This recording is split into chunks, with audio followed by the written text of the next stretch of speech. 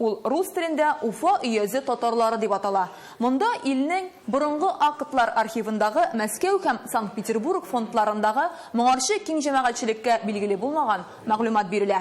Китап битләрендәге фактлар бүген Татарстанның көнчыгышы, Башкортстанның төньяк көнбатышы авылларында яшәүче халыкның борынгы бабаларының кем икәнен ачып сала.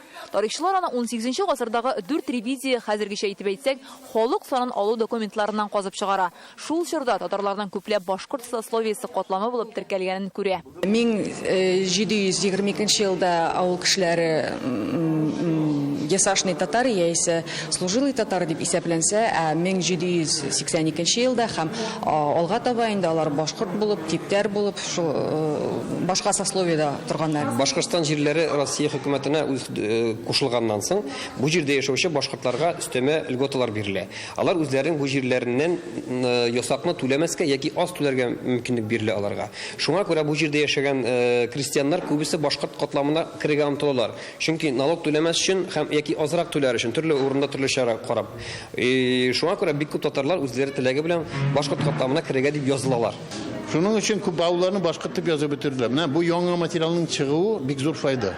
Яңа тарихи хезмәтне бу җомгара актанышта тәкъдим иттеләр. Залда Башкортстанның туган якны өйрәнүчеләре, Татарстан галимнәре, тарихка битараф булмаучылар. Бу хезмәт һәркем өчен фәнни белешмә була ала. Нәсел шәҗәрәсен төзүчеләр өчен дә үзенең борынгы бабаларының кем икәнен ачыкларга теләп кызыксынучылар өчен дә.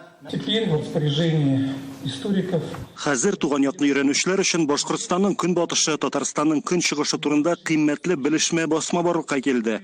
Ул без белә торган тарихка карата хәзерге күзаллауны үзгәртә. Башкортстан тарихы башкорт тикшерүчеләре бәян иткәнчә генә түгел, икенче төрле булуын да искәртә. Шуңа күрә әлеге китап хакыйкатьне ачып сала. Ул бары тик тарихи документларга нигезләнә. Без белмәдек, беренче, икенче, өченче, дөртенче ревизия барлыгын да белмәдек. Хәзер менә безнең күзебез ачылды бит инде. Чөнки шун татар авылларын бүген көндә теге 5нче ревизиягә таянып, башкорт авыллары дип язу бар инде. Халык китап кашана бит. Менә шушы китапны әлбәттә безнең халык укый алса, таныша алса, әлбәттә үзем татар икән беләчәкләр. Гаиләнең шәҗәрәсендә үрәнеп шушы китап аша иң төптә яткан бу. Монда китаплар алар шагарга тиеш. Чөнки без әле үзебезнең тарихыбызның күп өлеше әле өйрәнелмәгән, аның әле өйрәнелсә эшләре бик күп. Тарихыбызга кагылган күп кенә материаллар архивларда яшеренеп яталар бүген көндә.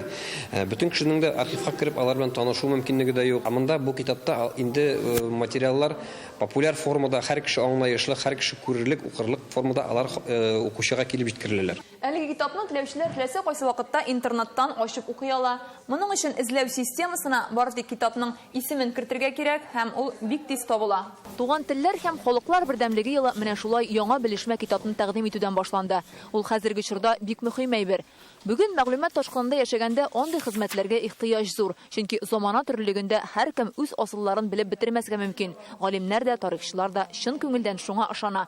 Мондый басмаларның барлыкка килүе халкыбызның үз тарихы белән кызыксынуын арттырачак кына. Фәризә Мәҗитова, Гөлнас Сайфетдинова, Алмаз Зиятдинов, Марат Зайдуллин, Яңа гасыр каналы.